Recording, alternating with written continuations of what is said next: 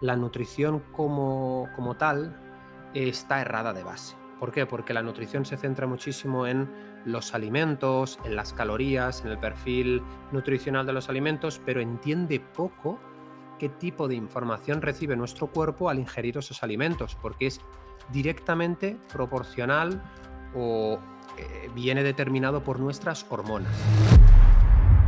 Hemos perdido de vista que el cortisol no es el enemigo. El enemigo es el cortisol elevado de forma sostenida a causa del estrés crónico.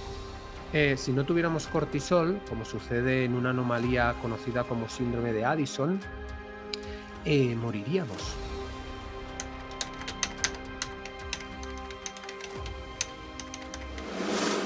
Marc Romera. Experto en metabolismo, divulgador científico. Y uno de los nombres más incómodos para la industria del bienestar moderno. Estudió el cuerpo hasta el mínimo detalle. Se obsesionó con la salud, con el rendimiento, con entenderlo todo. Y en medio de su mejor momento, colapsó. Marc no viene a vender fórmulas. Viene a contarte lo que nadie te dice sobre el estrés, la testosterona, el ayuno, el éxito y la vida. Yo no conozco ni una sola persona que tenga adicción por la verdura. Entonces, cuando alguien dice, uff, tengo hambre, me apetece, yo nunca he visto a alguien que dijera, me apetece muchísimo un plato de brócoli. Entonces, ¿qué quiero decir? Que la comida real no genera adicción, genera saciedad. Mark, hace muchísimo tiempo vengo detrás de ti porque me pareces una de las personas más interesantes en el mundo de la salud. Tu lectura de analíticas, tu generación de contenido con el tema del cortisol, con el perder peso, y realmente estoy muy emocionado de tenerte en el día de hoy. ¿Cómo estás? Oye, pues muchísimas gracias por haberme invitado a este espacio, Ricardo. Yo también estoy igual de ilusionado, de emocionado por estar aquí contigo y con tu audiencia y encantadísimo de recibir las preguntas por tu parte y ver desde mi humilde opinión qué puedo aportar para que se lleven algo de valor después de esta charla. Así que gracias por tu invitación y gracias también a toda tu audiencia por escucharnos. Mark, tengo una pregunta. ¿De dónde nace ese amor por leer y entender nuestro organismo, nuestro cuerpo? ¿De dónde sale esa pasión de la salud y de poder mejorar la calidad de vida de todas las personas? Bueno, por un lado, indiscutiblemente de una gran vocación por ayudar. Yo creo que el altruismo o el hecho de ayudar a las personas en cualquier área de su vida creo que es algo importante, al menos en lo que se refiere a mi propia felicidad. Y por otro lado, debido a mis experiencias pasadas, cuando era adolescente, algo que no sabe la gente de mí es que yo he sufrido también cierto bullying en la escuela por parte del público femenino, de las chicas de aquel entonces. Evidentemente ahora lo he trascendido, pero eso me ha conllevado a tener una anorexia temprana, un trastorno con la alimentación, por desgracia, bastante frecuente hoy en día, no tanto en el público masculino, pero sí muy frecuente en el femenino. Y a mí me pasó, pues eso, ¿no? Empecé a tomar cierto complejo con el cuerpo, empecé a perder peso de forma descontrolada, empecé a caer en un trastorno, ¿no? Con la alimentación, en la que tenía una relación de enemistad con mi cuerpo. Y hizo que entrara en una anorexia, perdiera muchísimo peso, lo pasara muy mal a nivel emocional, todo esto con 15, 16 años, y que a partir de entonces decidiera dar un rumbo a mi vida, decidiera reconducir la situación con ayuda emocional, con ayuda de mi entorno. Mi madre fue crítica en ese momento de mi vida y entonces empecé a descubrir lo que era el entrenamiento de fuerza, lo que era una alimentación pues variada, saludable por aquel entonces, ¿no? Aquí hay muchos matices en esa palabra, pero bueno, básicamente me prometí a mí mismo el dedicar el resto de mi vida vocacionalmente a ayudar a las personas y a intentar, pues eso, ¿no? Acompañarlas en su proceso de mejoría personal, porque yo creo que, bueno, al final solo tenemos un cuerpo, tenemos que estar en relación saludable con él, porque es lo único que nos va a mantener eh, lo más lejos posible, ¿no? Y, y eso fue la primera parte, quizá la más importante, pero ¿de dónde nace mi pasión por la fisiología? Por entender cosas muy complejas, por leer muchísimo. de la necesidad de entender.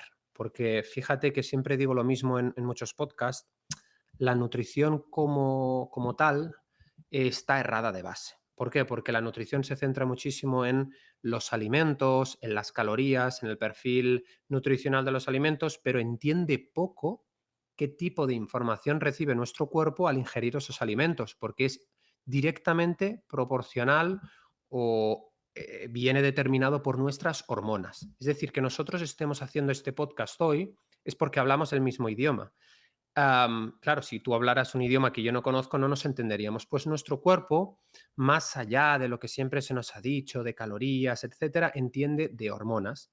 Entonces, si no entiendes un poco la complejidad de lo que entienden tus células cada vez que tú comes, es imposible llegar a ayudar de la forma integrativa y transformadora que quiero hacerlo yo con las personas. Entonces, eso es lo que me ha diferenciado y en mi afán por ayudar he empezado a leer de forma más allá de las formaciones. Me he dado cuenta, después de estudiar nutrición, de un máster en nutrición, de entrenamiento, etcétera, que no aprendía más. Y yo decía, es que todos se centran en lo mismo, en calorías, en nutrientes, pero si uno se para a pensarlo, ¿cómo puede ser comparable la necesidad energética, me lo invento, de una persona anciana, sedentaria, que tiene sarcopenia, ¿no? Tiene una pérdida de masa muscular, que es inactiva, etcétera, con una persona que es deportista, que sale a correr, que además entrena fuerza, que además tiene unas necesidades cognitivas? Entonces yo pensaba, ¿cómo puede ser que comer una manzana es imposible, atendiendo a la lógica ya, de que a esa persona le cause el mismo efecto que me causa a mí, ¿verdad? O cómo puede ser que en determinados contextos yo sé que, por ejemplo, después del entrenamiento, ciertos nutrientes pueden causar un impacto y por la noche antes de ir a dormir otro impacto diferente. Entonces, eso ha sido, juntando todo un poco, el detonante que ha hecho que estudiara muchísimo, que me formara a nivel fisiológico. Todo lo que estudian los médicos en la carrera de medicina, yo lo hago de forma autodidacta. Y de forma autodidacta porque me gusta. Yo siempre digo lo mismo, tú puedes ir a, no sé, a una iglesia, sí, a una iglesia si, no sé, defiendes la religión cristiana y a lo mejor tienes el sacerdote que te da el sermón o la misa, etcétera, en base pues, a unos versículos o lo que sea, ¿no?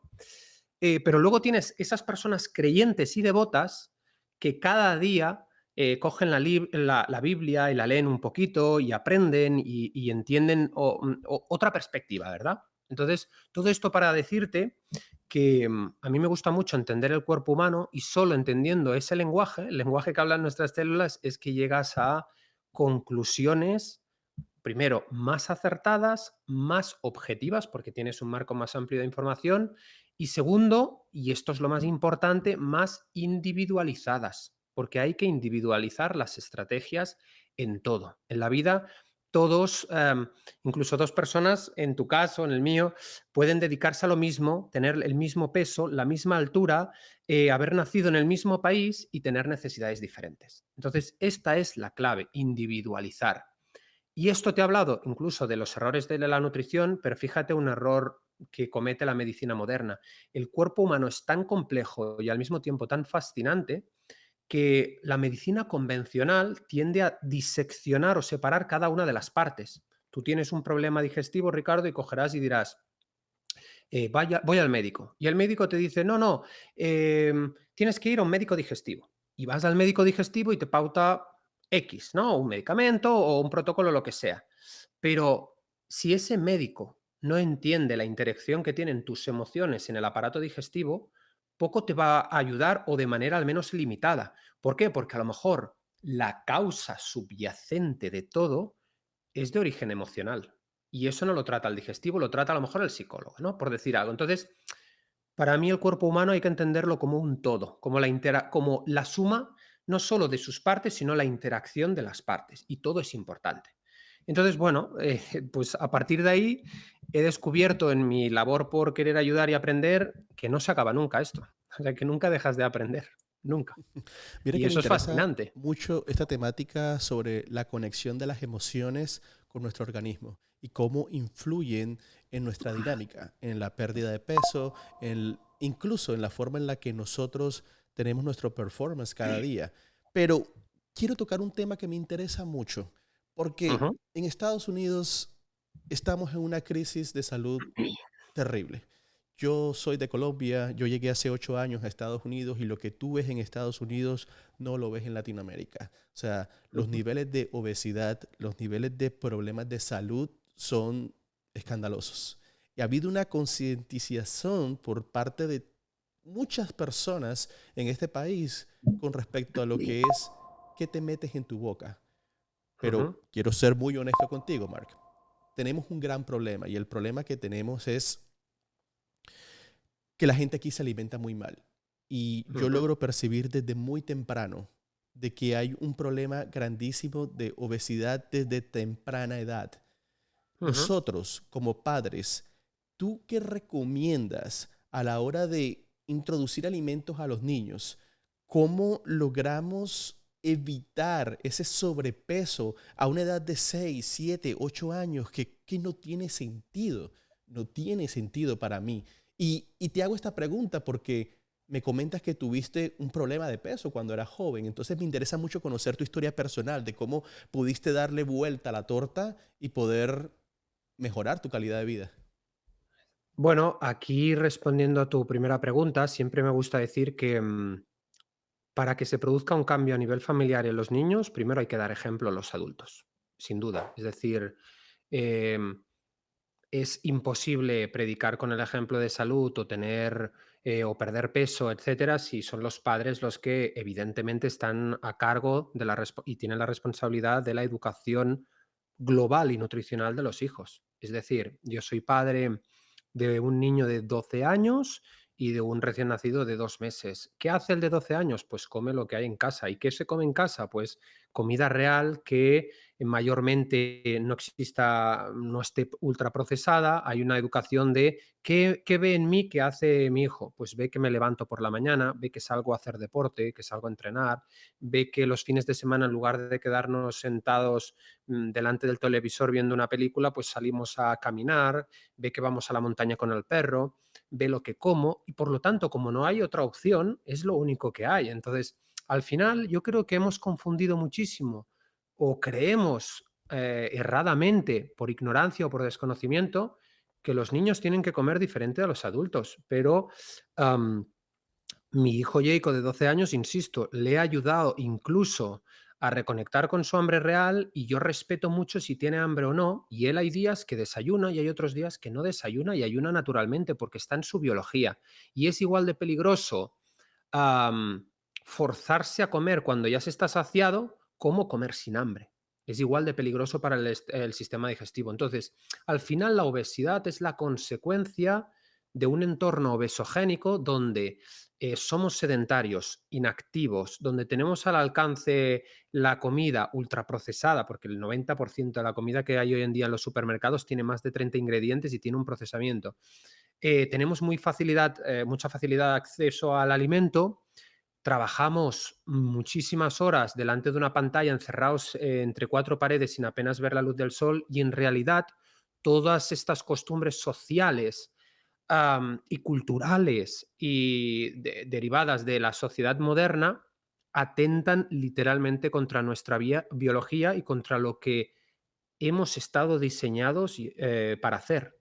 Es decir, tú compara un contexto de sobreabundancia en el que estamos ahora con el contexto de precariedad y escasez con el que vivieron nuestros ancestros hace 2,5 millones de años. Que la gente, quizás las personas que no tengan tanto conocimiento de salud, creen que es un periodo muy largo.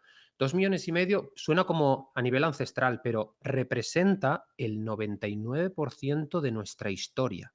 Es decir, durante el 99% de nuestra historia no hemos tenido un entorno de sobreabundancia de alimentación. No hemos tenido ultraprocesado hasta hace apenas 70, 80 años. Éramos activos, sociedades cazadoras recolectoras de media, incluso tenemos sociedades contemporáneas que viven y mantienen un estilo de vida ancestral que recorrían como media 17 kilómetros caminando al día, más esos esfuerzos cortos e intensos que aplicaban al cazar para alimentarse y sobrevivir. Entonces, en aquella época el comer era la recompensa al esfuerzo que había requerido esa práctica, ¿verdad? Hoy en día comemos por hedonismo, comemos sin hambre, comemos por costumbre, comemos porque nos lo dicta un reloj, comemos porque solo tenemos un espacio de tiempo y entonces al final el entorno moderno está diseñado, y esto es algo clarísimo, por conspiranoico que suene, está diseñado para convertirnos en personas adictas, dependientes de comida, enfermas y dependientes de medicamentos. Porque fíjate que cuando una persona tiene obesidad o tiene problemas de resistencia a la insulina, acude al médico y el médico en apenas 15 minutos de atención, en lugar de centrarse en esos 15 minutos por protocolo en los hábitos de la persona, ve que los niveles de azúcar en sangre están disparados y automáticamente receta un medicamento antihiperglucemiante o insulina exógena en lugar de decir, oye, am, lo que se trata es de cambiar tus hábitos y prevenir esa elevación de azúcar en sangre, porque si no, estamos tapando el síntoma y no estamos arreglando la causa. Entonces, de esta manera, el sistema de salud se está enriqueciendo, muchísimas farmacéuticas, muchísimos médicos, y las personas siguen enfermando. Entonces, por primera vez en la historia, los datos nos apuntan o nos dicen que hay más personas con sobrepeso en el mundo que desnutridas, por primera vez en la historia. Entonces, esto nos hace entender de que realmente en este momento, a día de hoy, si queremos prevenir la diabetes, la obesidad, la hipertensión, las enfermedades crónicas de la civilización, ya no podemos confiar tanto en los gobiernos y debemos de responsabilizarnos de nuestra salud. Y eso pasa por tener un conocimiento acertado y eso pasa por cambiar nuestros hábitos. Insisto, la enfermedad no sucede de la noche a la mañana por suerte o porque alguien lo ha decidido. No, no, no. Sucede como consecuencia de atentar constantemente contra nuestra biología. Si una persona empieza a caminar y se aleja del sedentarismo, si una persona entrena, si una persona empieza a comer comida real y desecha el azúcar y los ultraprocesados. ¿Qué es comida real? Oye, todo aquello que nuestros ancestros entendieran como comida real, fruta, verdura, carne, pescado, frutos secos, aguacate, aceitunas, no hace falta explicar mucho, ¿no? Todo aquello que no requiera una etiqueta. Si una persona duerme, gestiona el estrés, muy importante, podemos hablar luego de esto, am, y tiene unos hábitos mínimamente que promuevan la actividad física, es muy difícil tener obesidad. Ahora, el punto es que las personas llegan a un punto después de 30 años, o de 40 o de 50 comiendo toda su vida mal, y quieren cambiar la educación de sus hijos, el resultado de sus hijos y su propio estado físico en 3 meses. Entonces, ¿cómo puedes comparar 30 años de malos hábitos con 3 meses de una dieta? ¿Sí? Viendo el periodo de dieta como un periodo de restricción. Entonces, al final se trata de eso, de que hay que cambiar los hábitos. Aristóteles decía, somos lo que hacemos repetidamente y la excelencia, por tanto, no es un acto, sino un hábito. Claro, es crear esa disciplina, ¿sabes? Porque, mira, lastimosamente algo que yo me he dado cuenta y en este problema de obesidad, cuando empezamos viendo a niños obesos, la responsabilidad del padre. Tú a la Total. final tienes el control. Yo tengo un niño de 3 años y mi niño no te come ningún tipo de procesados. Yo le mantengo, yo soy el proveedor, yo soy el que le sirvo en la mesa. A la final yo soy responsable por lo que Tú él eres el come. ejemplo. Y yo, Claro. cuando él nació, yo tomé muchísimos cursos de introducción de alimentación a los bebés. Mi hijo le encantan las frutas, le encantan las verduras y comparo con ciertos niños que conozco que solamente comen arroz y frijol y chicken tenders. Y eso es lo que comen todo el tiempo. Completamente. Y por supuesto, tienen 8 9 años y sufren de sobrepeso. Entonces, a la final, los que tienen el control, para todas las personas que nos escuchan, somos nosotros los padres. Y nosotros somos los que creamos ese hábito. Nosotros Total. tenemos la capacidad de poder crear ese control y crear un buen hábito. Pero yo creo que lo que tú dices es muy importante, Mark. El hábito se muestra y se crea dando ejemplo. O sea, tú no Totalmente. puedes pretender que un niño te coma verduras y que te coma frutas cuando tú estás comiéndote una pizza y una hamburguesa todos los días. No tiene ningún sentido. Entonces, Además, es cierto, disculpa, pero yo creo que hay que hacer este matiz, y es cierto que antiguamente, quizás hace 10 años, no había la cultura nutricional que hay hoy en día, y además el acceso tenemos nunca hemos tenido tanta facilidad de acceso a la información como hoy en día, es decir, podemos ya tomar decisiones acertadas. Ahora, ¿dónde está el problema? El problema es que también culturalmente nos han educado de una forma durante muchísimos años, vendiéndonos productos ultraprocesados desde que nacemos, haciéndonos creer que unos cereales azucarados envueltos en una caja de plástico dentro de otra caja de cartón es mucho más saludable que comer unos huevos revueltos. Nos han engañado, haciéndonos temer a la sal, haciéndonos temer al colesterol, haciéndonos temer a las grasas, y la única consecuencia real, que según muestran las estadísticas, es que la obesidad no ha hecho sino que incrementar. Entonces, eso nos da un grado de conocimiento, de entender que llevamos años equivocados, adoctrinados, porque una claro, cosa es informar, que es transmitir la información de forma objetiva, sin sesgos. Y adoctrinar significa que yo manipulo la información para tener un interés, ¿no? En este caso, pues ¿quién paga los anuncios nutricionales de los cereales? Lo pagan las grandes corporaciones. ¿Y las grandes corporaciones te quieren con salud o te quieren hambriento? Te quieren hambriento, porque a más hambriento y dependiente seas tú, más dinero, perdón, en los bolsillos, ¿no? Se traducirá. Entonces, al final, hay esa parte de costumbre, y luego también hay otra parte, sobre todo lo veo en Latinoamérica, y es algo que yo creo que me entristece bastante, que es una parte más allá de lo cultural, económica. ¿Por qué? Porque es mucho más fácil comprar unas galletas que un aguacate, porque es mucho más fácil desayunar cereales que te duran toda la semana y te cuestan $2, $3, a huevos, ¿no? De gallinas criadas en libertad. Entonces, hay un componente cultural importante, hay un componente educacional muy importante y de adoctrinamiento. Entonces, se ha juntado, como te decía, es que estamos en un momento histórico donde las grandes industrias nos quieren exactamente en el punto donde ellos han trazado la dirección como ovejas del rebaño hacia el consumismo, hacia la inactividad y hacia la enfermedad, porque son, por desgracia, motores económicos para estas industrias. es que el que crea, Mark, que esto es una teoría de la conspiración, realmente está muy equivocado. O sea, desde los años 80 y 90 hay campañas de mercadeo en la Claro, televisión bombardeada donde la gente que no tenía acceso a la información como hoy, le enseñaban lo que tú decías, que comerte un exactamente. cereal era saludable.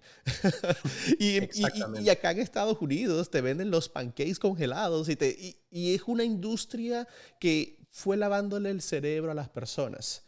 Pero yo creo que hoy, en 2025, con todas las herramientas que tenemos, con inteligencia artificial, con toda la información que hay en Internet, porque al final tú decides qué coges y qué no coges, tú tienes hoy el conocimiento para darte cuenta de lo que está pasando. Y la otra cosa es, la industria de la alimentación es una de las industrias que más dinero mueve en el mundo y Claro. que invierten millones de dólares en crear productos que te generan una adicción. Te voy a poner un 100%. ejemplo muy sencillo. En Colombia, un país que les encanta el pan, quítale a una persona en Colombia el pan por un mes. ¿Y, y qué tan difícil es quitarle el pan a una persona durante el mes? No sé dentro de la cultura de España, mi hermano vive en Madrid, pero no sé dentro de la cultura de España, por ejemplo, el pan, qué tan importante es dentro de la dieta. Pero en Colombia nos enseñaron a que en el desayuno se come con pan, en la cena se come con pan, el arroz es indispensable en el almuerzo. Un almuerzo en Colombia sin arroz no es almuerzo, así lo dicen. Y si tú te das cuenta, trata de quitarle eso a una persona por un mes y no va a poder, o le va a costar mucho tiempo, o le va a causar ansiedad. Ese es un perfecto ejemplo de cómo la alimentación hoy en día está diseñada para generarte una adicción y para que la sigas consumiendo, ¿no? Totalmente. Además de ese fantástico ejemplo que has puesto, tenemos otro mucho más fácil. Yo no conozco ni una sola persona que tenga adicción por la verdura. Entonces, cuando alguien dice, uff, tengo hambre, me apetece, yo nunca he visto a alguien que dijera, me apetece muchísimo un plato de brócoli. Entonces, ¿qué quiero decir? Que la comida real no genera adicción, genera saciedad, que es justo lo contrario a lo que generan los alimentos ultraprocesados ricos en azúcar, altamente hiperpalatables, es decir, gustosos al paladar, precisamente para generar adicción y que no te sacies. Cualquier persona que nos esté escuchando del otro lado de la pantalla entenderá que si ha ido a un McDonald's, a una cadena de Burger King, a lo que sea, y se ha comido pues sus fingers, sus patatas fritas, su hamburguesa. ¿Qué sucede? Eso genera una efímera sensación de saciedad momentánea y al cabo de poco tiempo parece como si no hubieras comido absolutamente nada. Ujú. Em, ¿Por qué le sucede al cerebro humano que está comiendo y tú le dices a alguien que se coma 4 huevos y 2 aguacates enteros y probablemente no lo acabará porque son alimentos muy saciantes? Pero si le dices que de postre hay una tarta de queso, un cheesecake, todo el mundo le entra al postre. ¿Por qué? Precisamente porque el azúcar, evolutivamente hablando, le indicaba a nuestro cerebro que había disponibilidad energética. Y en aquel contexto de precariedad y escasez, energía era sinónimo de supervivencia. Sin embargo, ese cerebro que ha evolucionado durante el 99% de la historia con ese mecanismo, ahora no entiende que vive en un entorno de sobreabundancia donde constantemente nos están bombardeando con ese azúcar y cada vez necesitamos mayores dosis para sentir el mismo placer y ya no digo en la inhibición que hay de la saciedad. Es decir, basta con ver lo que comen las familias en los desayunos en cualquier cafetería, basta ver lo que comen al mediodía. Es decir, al final no nos hemos dado cuenta de que hemos perdido el control de nuestra salud y de nuestras decisiones y que eso viene gobernado por decisiones, como dices, de la industria, donde se crean alimentos o pseudoalimentos, mejor dicho, para provocar esa ansiedad y ese consumo crónico. Somos dependientes de comida. Hoy en día hay cuantas personas que dicen, es que si estoy unas horas sin comer, tengo falta de energía, tengo problemas con el estado de ánimo, etcétera. Es que eso es lo que no es normal. Lo que no es normal es un patrón, no hay ningún patrón evolutivo que defienda que debemos comer cada 3 horas para tener energía. Si en aquel entonces había días que comíamos y otros que no, y hacíamos 17 kilómetros de media, como te he expuesto antes, ¿qué hace que hoy, sentados en una oficina delante de un ordenador 9 horas, tengamos que comer cada 3 horas? Así Esa pasa es. donde, en el lugar donde trabajo, yo trabajo remoto, pero voy una vez Ujú. al mes a la oficina y me doy cuenta mucho de la dinámica de las personas. Traen su lonchera con el lunch, pero aparte traen distintos snacks para que cada 2, 3 horas van picando, ¿sabes? Y mira que con mi esposa hice un cambio hace un par de meses, te puedo decir hace como 3, 4 meses, donde ella me decía, quiero que por un tiempo suprimamos el desayuno. Y para mí eso fue, a mí no me cabía en la cabeza. Yo decía, no, yo no puedo vivir sin desayunar. Yo toda mi vida he desayunado y si yo no desayuno me va a dar dolor de cabeza y me voy a sentir mal. Mark, los primeros 2, 3 días las pasé mal.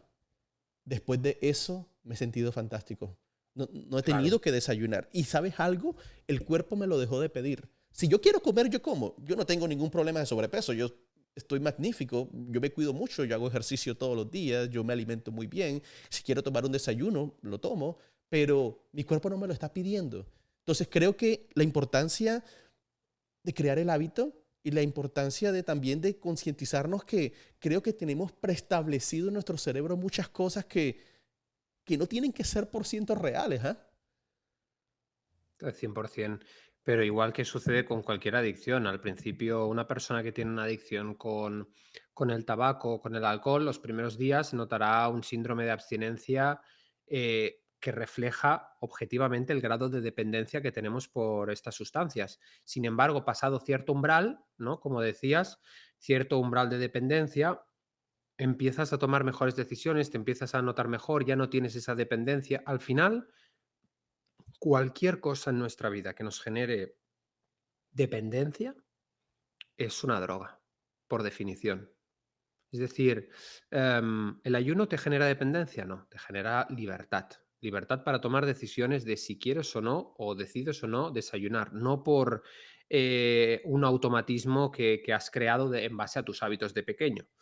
Absolutamente todo es así. Si tú tienes necesito un café, cuando la gente, el café es malo, no, pero cuando te levantas y tienes esa necesidad es porque tu conducta es adictiva. Entonces, ¿qué tienes que hacer? Reducir la exposición al estímulo que lo ha causado. Es así como se consigue ser. Yo cuando digo, creo que una persona es dueña de su salud cuando toma decisiones conscientes en base a lo que elige comer, en base a lo que decide beber, etcétera. Cuando esas aparentes necesidades vienen autoimpuestas por costumbres, algo no va bien, sin Marc, duda. ¿cómo se conectan nuestras emociones con nuestro organismo? Y este es uno de los temas que más me interesa hablar contigo, porque tú analizas Ujú, muchísimas métricas. ¿Cómo nuestras ujú. emociones afectan nuestro cuerpo, afectan nuestra alimentación y qué tan real es eso? Bueno, de forma directa. Al final, cuando estamos estresados, que quién no está estresado hoy en día, elevamos los niveles de una hormona que todo el mundo habrá escuchado alguna vez, que es el cortisol, que genera un impacto sistémico, ¿no? Cuando el cortisol está elevado, incrementa los niveles de azúcar en sangre y muchas veces, pues las personas notan que tienen energía, no tienen hambre, etcétera. Pero ¿qué le pasa al más del 90% de las personas cuando llega a casa después de su jornada laboral estresante y de un día duro de trabajo? Que genera una ansiedad. ¿Cuál es el pico de ansiedad más grande del día? Cuando estamos sentados en el sofá frente al televisor que de repente nos apetece dulce. ¿Por qué? Porque tu cerebro nota que ese sistema nervioso alterado por el estrés crónico que tenemos todos ha consumido muchísima cantidad de energía y entonces la forma de reducir ese estrés y obtener placer inmediato es comer un trozo de tarta, un dulce, un trozo de chocolate, etcétera, porque eso, insisto, activa un centro en el cerebro, que es el circuito de recompensa cerebral, y al generar placer, porque no puedes estar todo el día con estrés, reduce los niveles de cortisol. Y eso es el principio de cualquier conducta, no sé, conducta, droga, alimento, lo que sea, que refuerce eso, como el azúcar, generará una respuesta de adicción.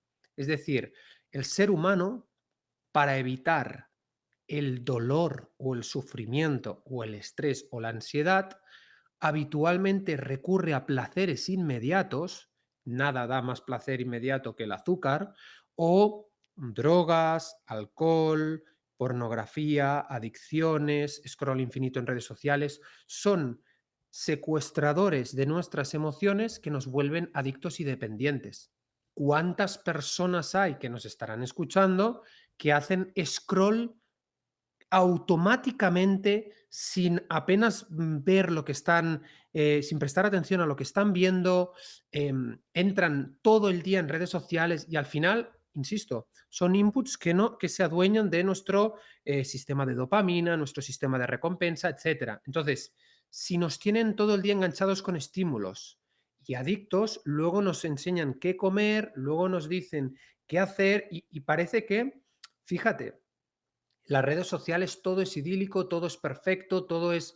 ¿Tienes sobrepeso? No importa, te haces una liposucción, como está tan de moda en los países latinoamericanos, y te quitas la grasa de aquí, puedes comer lo que quieras porque se te va el culo, que eso es lo que tú quieres, y vendemos la ley del mínimo esfuerzo.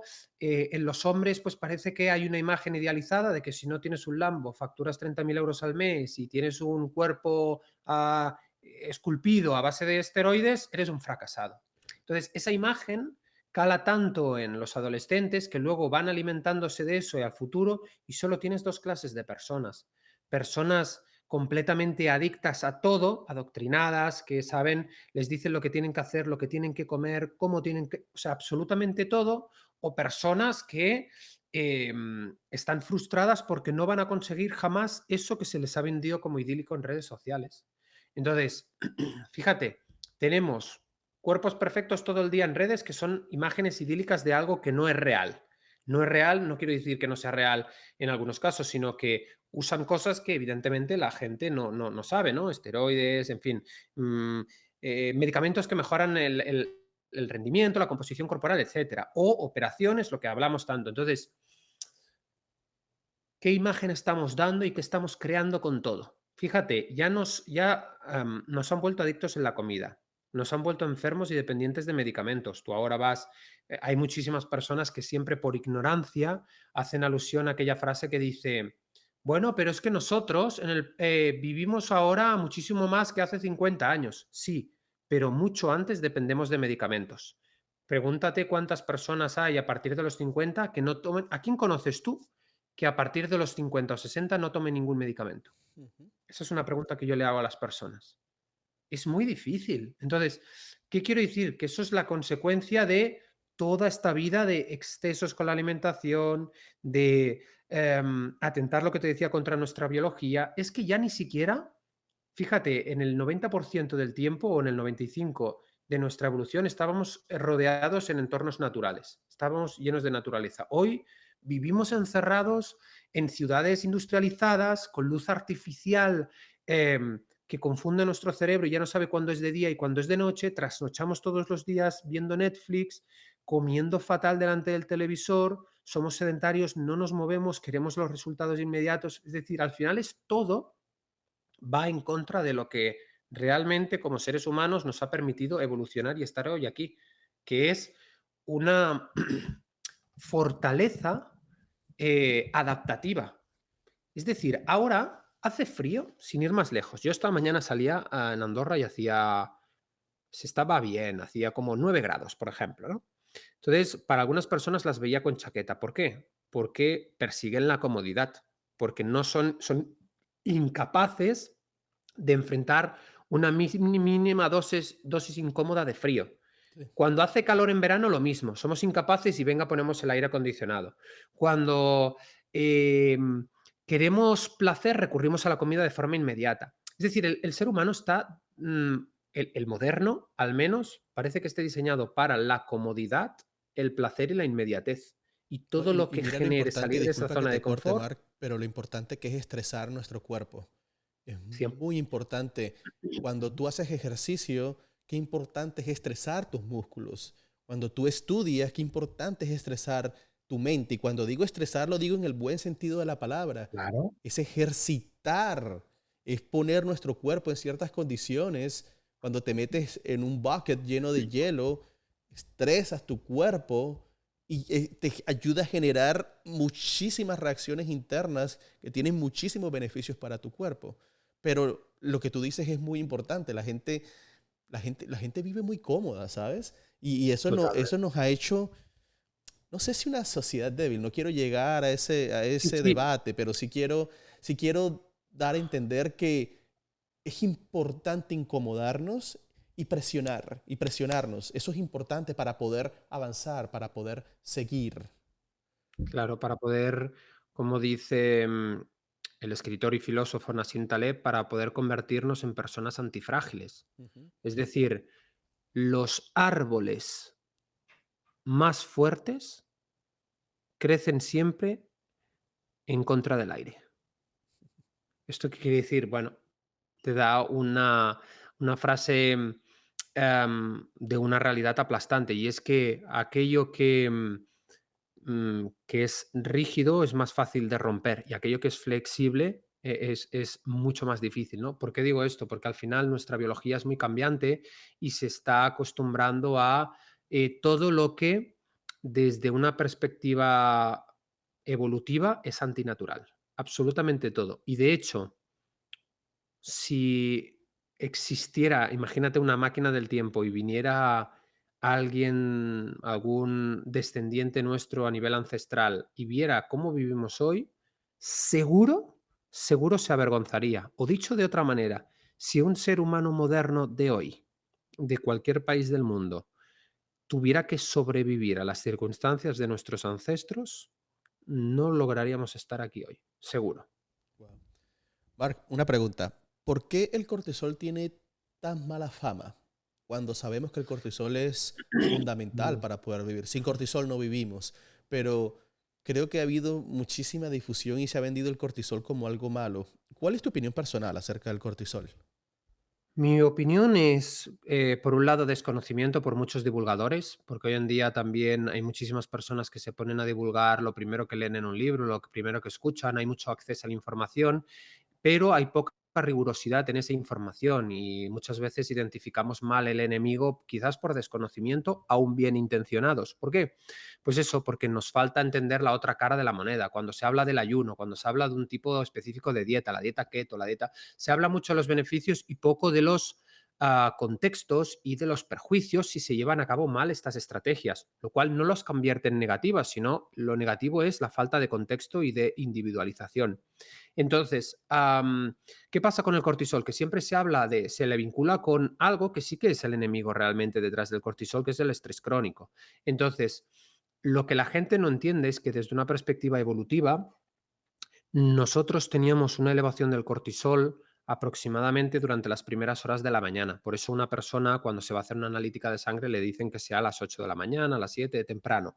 Porque desde una perspectiva circadiana se incrementan los niveles de esta hormona durante las primeras horas de la mañana para incrementar los niveles de azúcar en sangre. ¿Por qué? Porque en aquel entorno, evidentemente, no abríamos la nevera y teníamos acceso al alimento y necesitábamos energía inmediata para cazar o huir de un depredador. Ahora, el ambiente moderno sabemos que es radicalmente contrario y comemos a todas horas, sin hambre, etcétera, lo que hablábamos antes. Entonces, hemos cambiado los estresores físicos, huir o cazar para comer, por estresores de origen emocional y estamos todo el día incrementando los niveles de cortisol. Entonces, ¿qué sucede? Que los niveles permanentemente elevados de esta hormona en sangre generan muchos perjuicios a nivel de la salud. Dificultan la concentración, perjudican el eje sexual, inhibiendo la testosterona en los hombres y las hormonas sexuales femeninas en las mujeres, generando incluso ciertos desequilibrios en ese eje sexual. Generan pérdida de masa muscular, generan problemas con el sueño, generan problemas digestivos en la motilidad intestinal y en la producción de ácido del estómago. El cortisol genera resistencia a la insulina, aumenta los niveles de glucosa y destruye músculo. Entonces, tiene tanto impacto a nivel sistémico que hemos perdido de vista que el cortisol no es el enemigo. El enemigo es el cortisol elevado de forma sostenida a causa del estrés crónico. Entonces, si no, tú has mencionado algo que es totalmente cierto, y es que si no tuviéramos cortisol, como sucede en una anomalía conocida como síndrome de Addison, moriríamos. Moriríamos porque somos incapaces de reaccionar frente a cualquier tipo de inflamación. El cortisol es altamente antiinflamatorio y quien no lo crea, antiinflamatorio, ojo, a corto plazo. Quien no lo crea, basta con que vaya, visite un país que no es el suyo y tenga una picadura de un insecto o de cualquier, pues eso, animal, que lo primero que harán en el hospital, antes de saber incluso cuál es la causa y entre que verifican cuál es el origen, es dar cortisona o análogos potencialmente mayores que emulan el cortisol en una escala mucho mayor. ¿Por qué? Porque es antiinflamatorio, porque eso a nivel hormonal bloquea una cascada de prostaglandinas que son unas moléculas muy proinflamatorias. Entonces, lo que tenemos que entender es que nuestro cuerpo es como un estado, como un termostato en el que tiene que estar ajustado todo. Y cualquier exceso por la parte superior o cualquier exceso por la parte inferior, cualquier carencia, es perjudicial. Si tú, el agua es beneficiosa, sí o no. Todo el mundo dirá que sí. Bueno, si tú te bebes 6 litros de agua, probablemente diluirás muchísimo los niveles de ciertos electrolitos en el plasma y facilitarás la excreción a través de la orina. Pero a través de esa orina perderás minerales, generarás una bajada de sodio, una hiponatremia y tendrás problemas, problemas de mareos, dolores de cabeza, arritmias, vómitos. ¿Y eso quiere decir que el agua es mala? No. El exceso de agua es igual de mala que la deshidratación, que la falta de agua. Entonces, esto es absolutamente igual que todo. Fíjate que la palabra más certera cuando se trata de todo, es equilibrio. Nadie enferma por comerse un postre una vez de vez en cuando. Igual que nadie mejora su salud por comer un día bien. O sea, al final, nuevamente, volvemos a lo que hemos dicho, la salud es un tema de hábitos.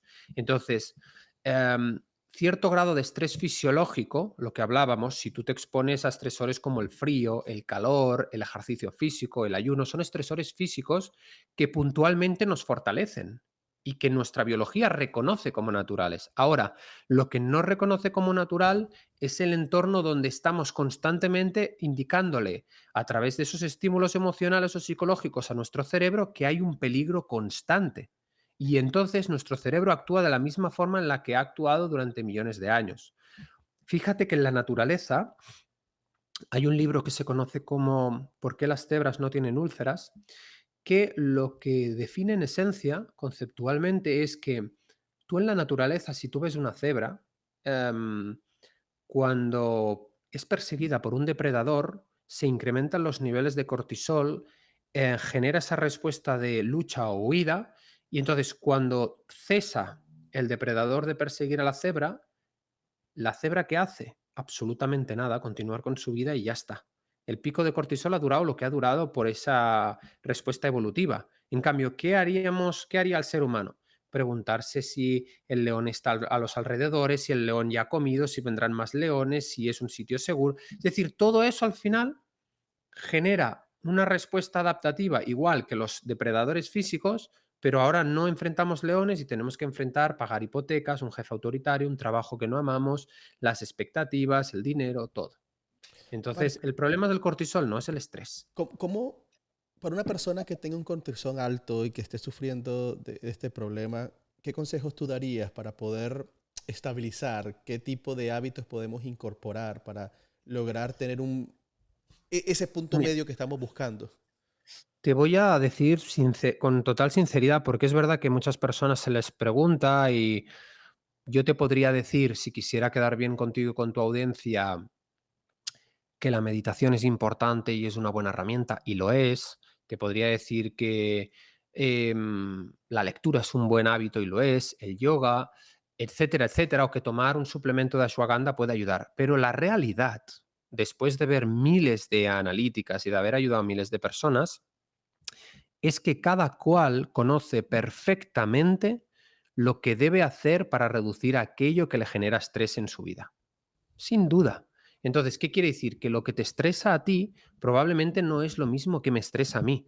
A alguien a lo mejor tiene un nivel de ansiedad brutal porque quiere mejorar su estado físico, porque para esa persona a lo mejor es lucir bien para la playa, salir bien en Instagram, etcétera. Mientras que para otra persona tiene tres hijos, tres trabajos para llegar a final de mes y pagar hipoteca. Y mientras que para otra persona sea eh, encontrar trabajo porque lleva 20 años aguantando un jefe autoritario y un maltrato psicológico por parte de los compañeros. Entonces, ¿qué quiero decir? Que nada de la salud se ordenará o nada tendrá sentido si no arreglas antes tu estado personal, emocional, psicológico, etcétera. De hecho, fíjate, esta es la paradoja más grande a la que me enfrento como divulgador, y es que he tenido el placer y tengo el placer de trabajar con atletas de élite de talla mundial, futbolistas profesionales, gente muy reconocida en el ámbito deportivo. He trabajado con todo tipo de personas con alteraciones y me he dado cuenta que incluso haciéndolo todo perfecto, la nutrición perfecta, el entreno perfecto, el descanso, las cámaras hiperbáricas, incluso teniendo un equipo a tu disposición, nada de eso va a mejorar al 100% tu salud si tú no estás bien contigo, si tú no haces las paces, si tú no ordenas tu vida, si tú no trabajas en tus emociones, en conocerte, en ver qué te genera ansiedad, en por qué piensas como piensas. O sea, piensa que la mitad de las cosas que nos preocupan y nos generan ansiedad, no, la mitad no, de hecho el 90%, según Marian Rojas Estapé, no suceden ni van a suceder. No existen, están solamente acá Sufrim en nuestro cerebro. Claro, sufrimos por anticipación. Entonces, si tú vives en anticipación es porque vives constantemente en el futuro, pensando en lo que puede pasar y no pasa. Y si tú vives constantemente pensando en lo que ya pasó, no puedes cambiar absolutamente nada porque ya pasó. Entonces, hay muchísimos estímulos o muchísimas razones que nos estresan, sin darnos cuenta de que no están bajo nuestra zona de control. Es decir, que haga buen tiempo o mal tiempo y que me arruinen el día que yo había planificado para ir eso depende de nosotros, ¿sí o no? No. Si yo enfrento una crítica y o sea, como digo yo, ¿no? Por decir algo, tú tienes una discusión, no, pero es que el otro me dijo, pero es que si yo te doy un regalo y tú no lo aceptas, ¿el regalo de quién es? ¿Mío o tuyo? Ujú. Es mío, porque tú no lo aceptas. Entonces, cada uno debe de tomar el control de su vida y de responsabilizarse de absolutamente todo lo que hace. Ahora, lo que pasa es que buscamos siempre respuestas fuera para intentar evitar esa incomodidad que nos genera mirar adentro y hacernos preguntas difíciles. Pero todos somos conocedores perfectamente de aquello que no está bien en nuestra vida. Está muy bien ir a un terapeuta, está muy bien buscar ayuda, está muy bien expresar lo que sentimos, lo que nos sucede, sí, pero en última instancia, el cambiar la situación en una gran mayoría, por no decir casi al 100%, depende de nosotros. ¿De qué depende de que una persona esté aguantando maltratos psicológicos por parte de su pareja? Depende de hasta que llega un día en el que dice basta y ya no puedo más y no voy a permitir más esto en toda mi vida. ¿De qué depende que una persona obesa eh, termine siendo delgada? De que deje de adelgazar por molas y diga ya no quiero verme más, ya no me reconozco más en este cuerpo y ya no le quiero dar más esta vida a mi hijo. Estoy cansado de salir a jugar con mi hijo al parque y no poder ni correr más de 5 minutos sin cansarme.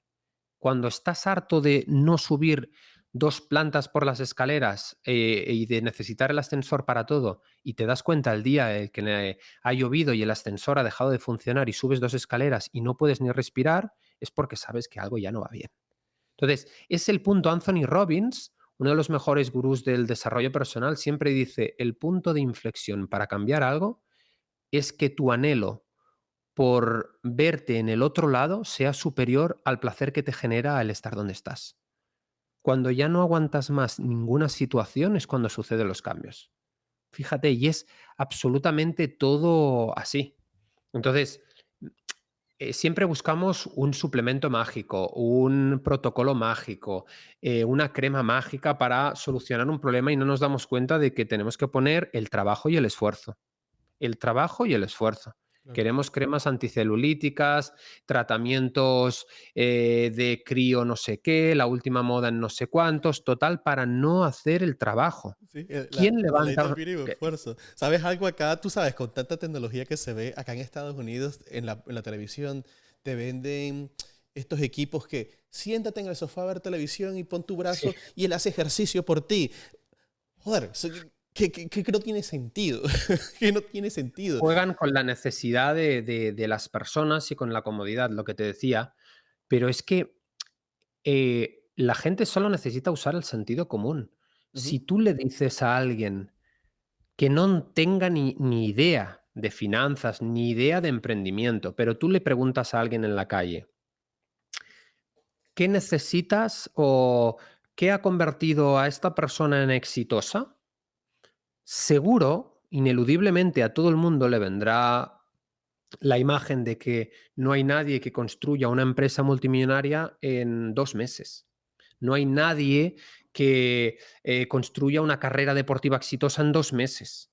No hay nadie que construya o que se convierta en el mejor actor de cine en 2 meses. O sea, es que al final, nuestra vida, nos duela o no, o reconocerlo y aceptarlo, es el reflejo de lo que hacemos todos los días. Y si tu situación económica actual no es la que quisieras, es porque hay algo que no estás haciendo bien. Y si tu estado físico no es el que quisieras, es porque hay algo que no estás haciendo bien. Y si tienes la pareja que crees que no te merece, es porque hay algo que no estás haciendo bien, ¿entiendes? Entonces, al final, uno sabe que está yendo en el buen camino cuando pone el esfuerzo, cuando pone el trabajo y cuando pone la dirección.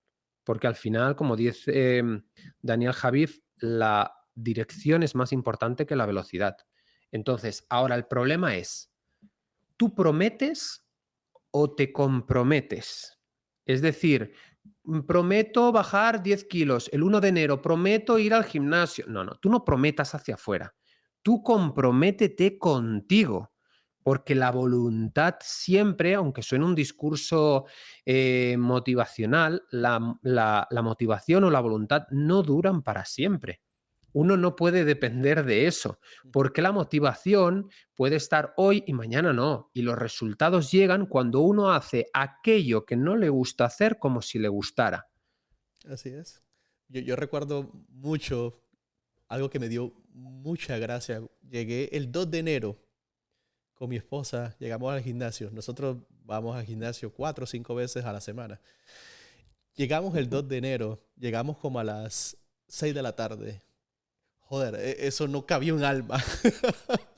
No cabía un alma en el gimnasio el 2 de enero. Y yo le decía a Claro, ella, vamos a ver dentro de un mes, yo tomé una foto, vamos a ver dentro de un mes cómo va a estar este lugar. Por supuesto, en febrero 2, ya ahora que estamos en abril, ya el gimnasio, todas las máquinas están disponibles. La gente se deja llevar por las emociones, se deja llevar por, por ese impulso de la emoción de que quiero ser mejor y tengo este propósito, pero todos esos propósitos se terminan acabando porque si tú no creas un sistema de hábitos que te permita ser constante, no vas a lograr la meta. Y es por eso que a mitad de año, en febrero, en marzo, en abril, ya todas esas promesas que se hicieron hasta se olvidaron.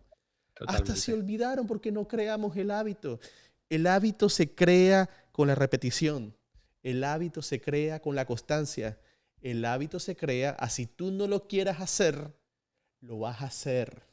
Porque Sin tú duda. no puedes dejar que tu cerebro te gane. Tú eres más fuerte que tu Es cerebro. Y el cerebro te va a mandar muchos inputs y te va a mandar muchísima información para que, incluso te va a mandar muchísimos estímulos físicos para que tú no hagas eso. Porque el cuerpo no quiere, el cerebro no quiere ese tipo de estrés. Pero es ahí cuando tú tienes que ser mucho más fuerte que tu cerebro y decir, ¿sabes algo? Hoy lo voy a hacer. Y te garantizo, Mark, y a todas las personas que me escuchan, porque sé que lo saben, cuando ese día que no querías ir al gimnasio, ese día que no querías leer, ese día que no querías hacer esa actividad que para ti la quieres incorporar como un hábito, cuando lo terminas y lo haces, te sientes jodidamente bien. Te sientes totalmente. muy bien. Cuando tú dominas tu cerebro y tú dominas tus instintos y tus emociones, tú te sientes muy bien. Totalmente. O sea, al final somos el resultado de nuestros pensamientos y acciones. A nadie le importa lo que vayas a decir o lo que quieres hacer. La gente ve, volvíamos a lo del ejemplo de la nutrición. La gente ve lo que tú haces, no lo que tú dices. A nadie le importa lo que tú dices o todos tus propósitos. Te muestra con tus resultados aquello que de verdad quieres porque reflejará el compromiso que pusiste en el camino. Y hay días en los que te sentirás, insisto, extremadamente motivado y los que será fácil, y hay otros días donde será, perdóneme la expresión, jodidamente difícil, y eso pasa en todos los procesos. Pero insisto, al final el resultado llega cuando haces lo que tienes que hacer sin cuestionar si te gusta o no. Lo hago y ya está. Es muy fácil salir a correr cuando hace buen tiempo. El tema es, ¿vas a correr todo el año, incluso los días que llueva, incluso los días que haga frío, incluso los días donde te despiertes y no haya luz, incluso los días donde no te apetezca nada, incluso los días donde estés cansado? Si la respuesta es no, entonces no lo quieres lo suficiente. Ujú. Así es. ¿Por qué? Porque habrán dificultades. En todos los caminos hay dificultades. No hay un camino plano lleno de rosas. Pero cuando, mira, nadie mejor que tu compatriota colombiano que subí hace poco un reel de precisamente el chico, ahora no conozco cómo se llama, que después de 12 años consiguió llevarse la medalla de oro olímpica en el levantamiento de peso. 12 años. ¿Quién está 12 años por una meta? ¿Quién? Entonces, al final, a nadie le regala nada. Así es. Kobe Bryant, después de ganar, con su equipo la NBA, etcétera, al día siguiente estaba tirando canastas. No tenía ninguna necesidad, ¿no? Pero él estaba intentando mejorar el tiro que había fallado. No estaba pensando en los que había acertado. Y al final es la consecuencia del trabajo y de esa ética de trabajo enfermiza. Es eso lo que hace que uno mejore. Mark, tenía 22 preguntas estructuradas para hacerte y te hice solo 3. Sí, He siempre disfrutado suele mucho esta pasar en los conversación, podcasts. pero quiero abrirte una invitación para que en el futuro, porque sé que estás a punto de terminar tu quinto libro, quiero Ujú, complementar esa conversación porque hay demasiados temas interesantes que se nos están quedando por fuera. Y sé que tengo claro, una restricción de tiempo porque sé que eres una persona muy ocupada, pero agradezco claro muchísimo que sí, esta conversación que hemos tenido, de verdad, ha sido muy enriquecedora. Quiero hacerte una última pregunta porque hemos claro. abierto una dinámica donde los oyentes nos pueden mandar preguntas y en nuestras redes sociales pusimos que te traíamos como invitado y recibimos muchísimas preguntas. Perfecto. Entonces, acá tengo más de 30 preguntas. Voy a ir haciendo scroll down. Voy a seleccionar una al Vale, azar. intentaré ser escueto en las respuestas para dar, para dar respuesta a esas preguntas interesantes. Genial, Sí. sí. Vamos a elegir esta. Nos las mandan desde Chicago. Mauricio Vanegas, aprovecho y te mando un saludo, Mauricio. Gracias por escribirnos. Ah, una pregunta interesante, ¿sabes? ¿Cómo diferenciar la pasión de la obsesión? Es una pregunta brutal. Es una pregunta brutal porque en todo grado de excelencia hay una parte de pasión y una parte de obsesión. Y la parte de obsesión es llevar la pasión al siguiente nivel. Es decir, la pasión es lo que te hace empezar y la obsesión es lo que te lleva al resultado final. ¿Quiere decir que eso implica sufrimiento? No, pero implica una gran dosis de compromiso con la meta y es casi imposible llegar a metas muy, muy, muy ambiciosas si no estás obsesionado con eso. Es decir, am, ¿cuántas personas me vienen a la cabeza que no hubieran podido alcanzar Cristiano Ronaldo, un futbolista de primera talla mundial? Es la obsesión lo que le ha llevado a mantenerse tantos años como un deportista de primera talla mundial y no bajarse de ahí. Valentino Rossi, lo mismo. Tenemos multitud de ejemplos de grandes deportistas que han dejado un legado en la historia del deporte, por ejemplo, y en otras muchas áreas, que precisamente han convertido em, su trabajo en una obsesión para llegar al máximo nivel. ¿Quiere decir si vale la pena o no? Eso al final solo lo puede responder aquellos que pasan por el proceso. Pero hay que aceptar lo bueno y hay que aceptar lo malo. Y lo malo es que a mayor sea la meta, más trabajo y tiempo va a requerir y también más obsesión llegar, porque si no, en los momentos de dificultad vas a querer abandonar siempre. Y eso es lo que determinará si consigues o no lo consigues. Es decir, esa determinación por llegar a la meta es lo que te separa o separa el 1% del otro 99. Así es. Mark, muchísimas gracias por tu tiempo. Gracias por esta No, increíble si conversación. quieres podemos alargar 10 minutos y me haces las preguntas que necesites para tu audiencia, si ves que que quiero, por supuesto, intentar ser partícipe y ayudar a los que han Excelente, tomado su tiempo. excelente. Lo agradezco muchísimo. Mira, tenemos otra pregunta de parte ¿Sí? de Noé, en Argentina. ¿Cuál Ujú. es tu mayor consejo para los hombres de más de 40 años? Yo estoy en 39, Em, así que estoy qué muy buena interesado en... qué qué buena pregunta. Am,